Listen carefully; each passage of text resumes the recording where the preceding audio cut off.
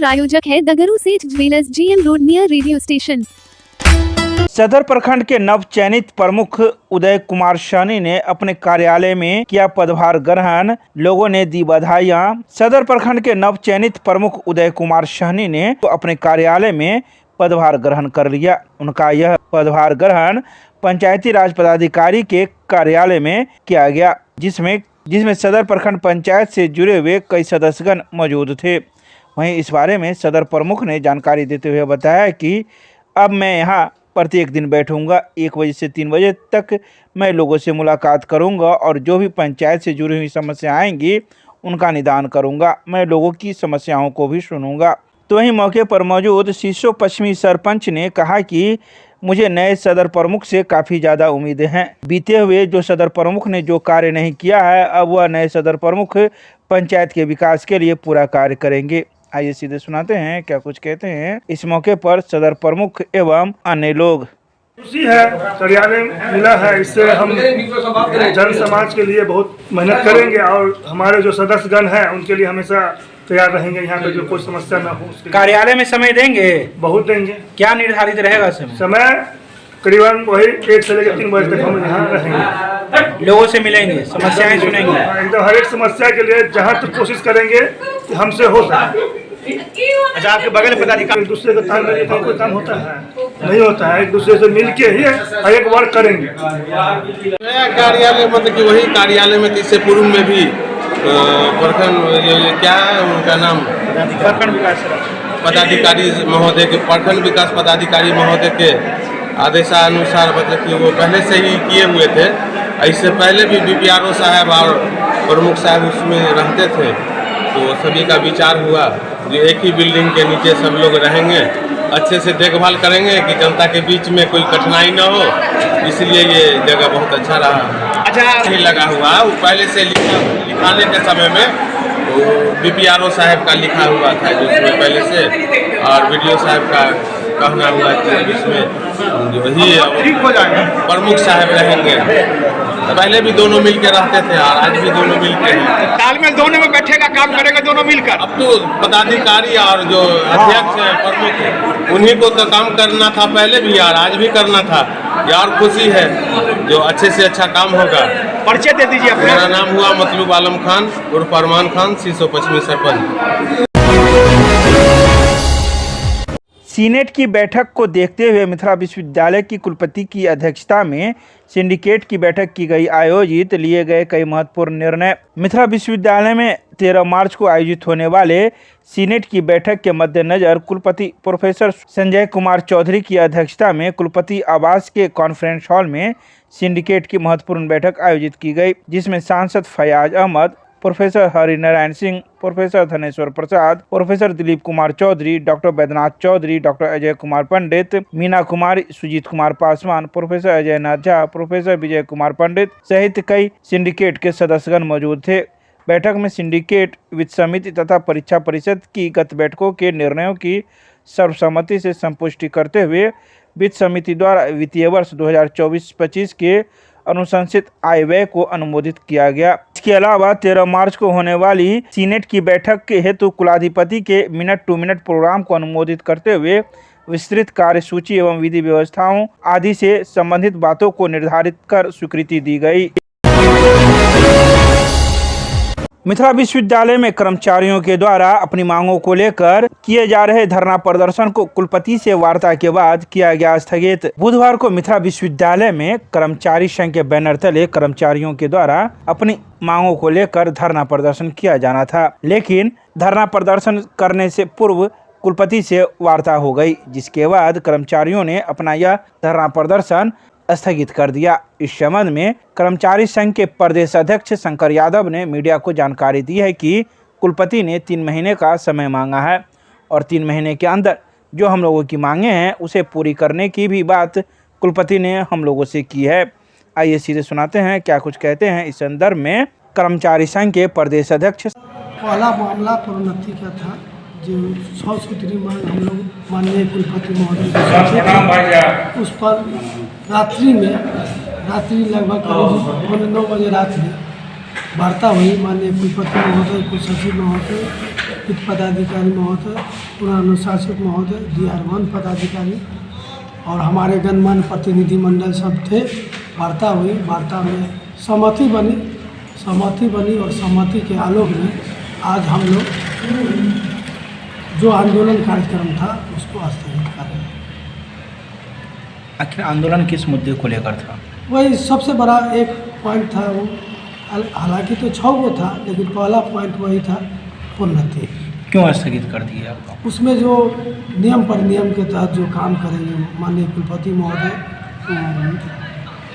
कुछ कमेटी बनाए हैं। उस कमेटी में हमारे 2 यूनियन के प्रतिनिधि भी रहेंगे उसमें, और उसके बाद उस कमेटी का रिपोर्ट आया, उसके बाद दिशा तय की जाए। नाम बताइए। मनोज कुमार राम, सचिव ललित नारायण कर्मचारी। विश्वविद्यालय निर्णय की स्थिति ली गई थी जो कर्मचारियों की हित के लिए, लेकिन अंतिम जो है सो वाइस चांसलर अंतिम है, वाइस चांसलर विश्वविद्यालय के, उन्हीं के हस्ताक्षर से कोई चीज़ निकलेगा जो कि आदेश उनका होगा तभी। लेकिन जब उनको ला करके आश्वस्त कर दिए कि हम 3 महीना के अंदर में पदोन्नति कर देंगे, जब आप लोग के 16 से पदोन्नति नहीं हो रही, आप लोग लड़ रहे हैं, कोई वाइस चांसलर नहीं किया, तो फिर हम नए हैं, हमको 3 महीना का समय देने में हम उसके पहले ही कर देंगे, लेकिन 3 महीना का समय हमको दीजिए।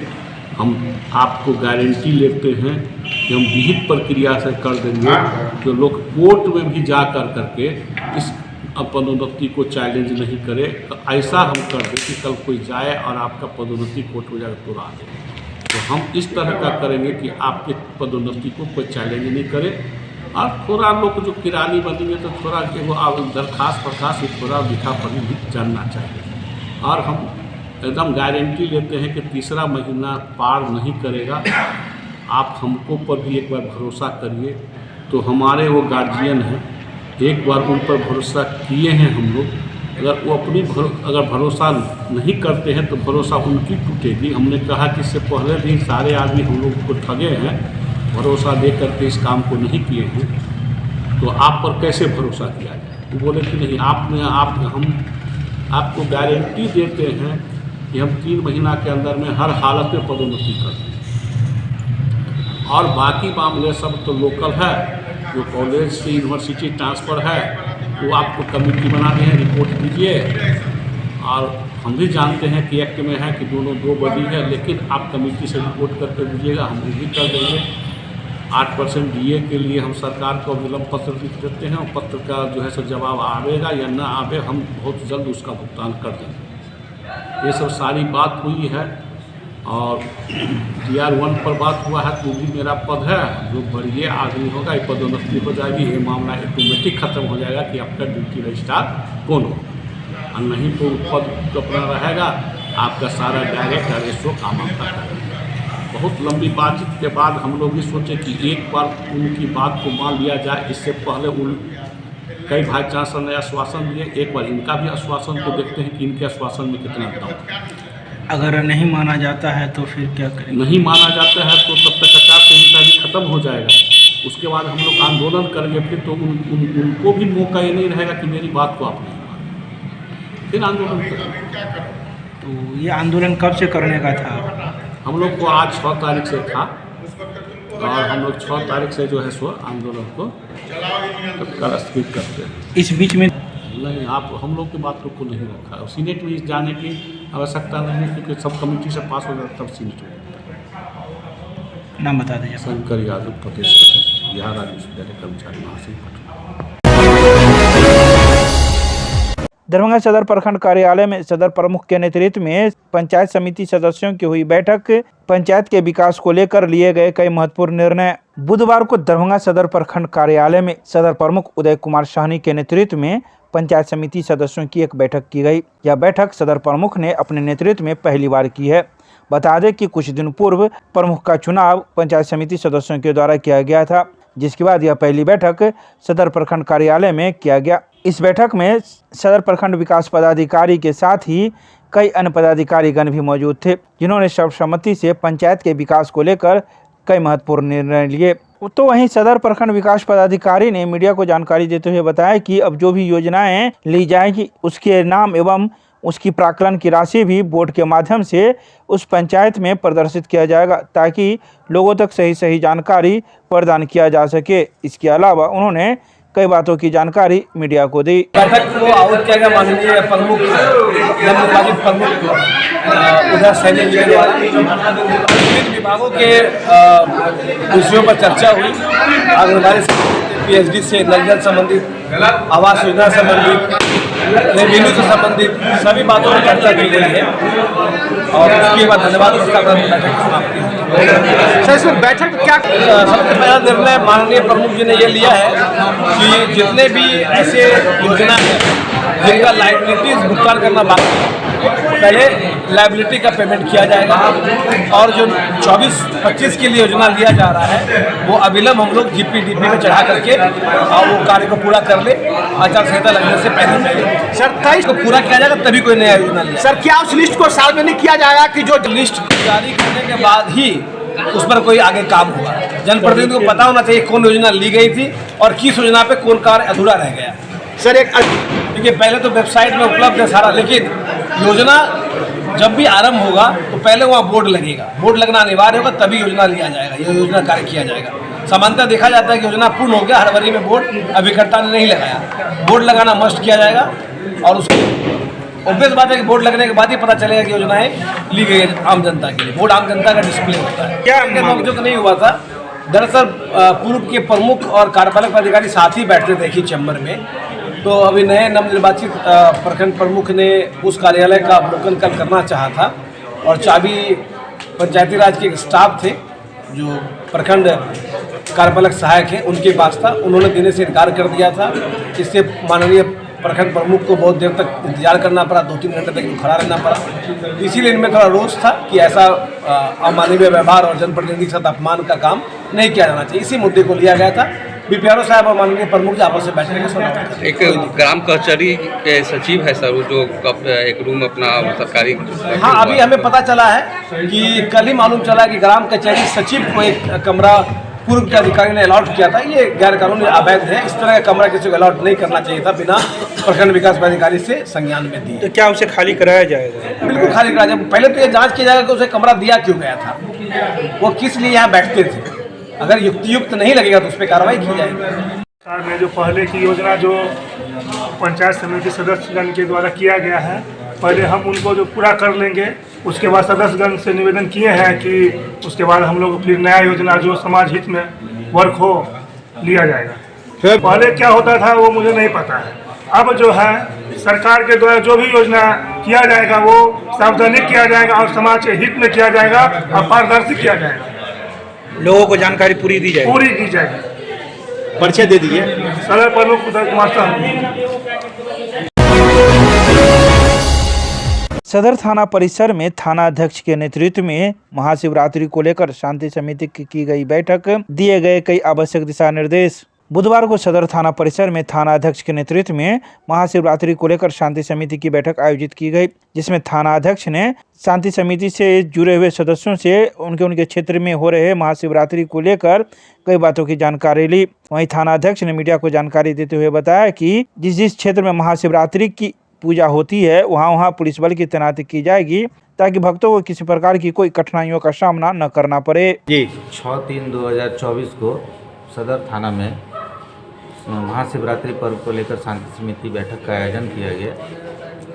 सदर थाना क्षेत्र में 5-6 जगह शिवरात्रि पूजा शिव मंदिर में होता है, किंतु कहीं जुलूस नहीं निकलता है। ये यहाँ पब्लिक जो है पर्व के अवसर पर जलार्पण करते हैं। विधि व्यवस्था की कोई यहाँ दिक्कत नहीं है, फिर भी मुख्य मंदिरों में पदाधिकारी एवं चौकीदार के और सशस्त्र बल की प्रतिनियुक्ति की जा रही है कि किसी तरह की आम जनता को मंदिर जाने आने में किसी तरह की दिक्कत ना हो। इसी को लेकर आज शांति समिति बैठक का आयोजन किया गया, जिसमें थाना क्षेत्र के गणमान्य व्यक्तियों के द्वारा सुझाव दिया गया और उसका अनुपालन किया गया। ये पुलिस पदाधिकारी और चौकीदार एवं हमारे सशस्त्र बल के जवान की प्रतिनियुक्ति जगह जगह पर की जाएगी। बिहार लघु उद्योग योजना में दरभंगा के 1522 लाभार्थियों का किया गया चयन। जिला स्तर पर प्रभारी डीएम ने 5 लाभार्थियों को प्रदान किया प्रथम किस्त के राशि का सांकेतिक चेक। बुधवार को लहरियासराय में स्थित एनआईसी कार्यालय में बिहार लघु उद्योग योजना के तहत दरभंगा के 5 लाभार्थियों को प्रथम किस्त का राशि सांकेतिक चेक के रूप में प्रदान किया गया। बता दें कि राज्य स्तर पर आयोजित चेक वितरण समारोह कार्यक्रम में मुख्यमंत्री द्वारा लाभुकों को प्रथम किस्त की राशि 50,000 रुपये चेक के माध्यम से दिया गया, जिसमें वे टूल किट खरीदेंगे। इसके पश्चात उन्हें अतिरिक्त राशि दी जाएगी। दरभंगा जिला में बिहार लघु उद्यमी योजना के अंतर्गत कुल 1522 लाभार्थियों का चयन किया गया है, जिसमें पिछड़ा वर्ग में 265, अति पिछड़ा वर्ग में 542, सामान्य वर्ग में 337, अनुसूचित जाति में 377 एवं अनुसूचित जनजाति में 1 लाभार्थी शामिल है।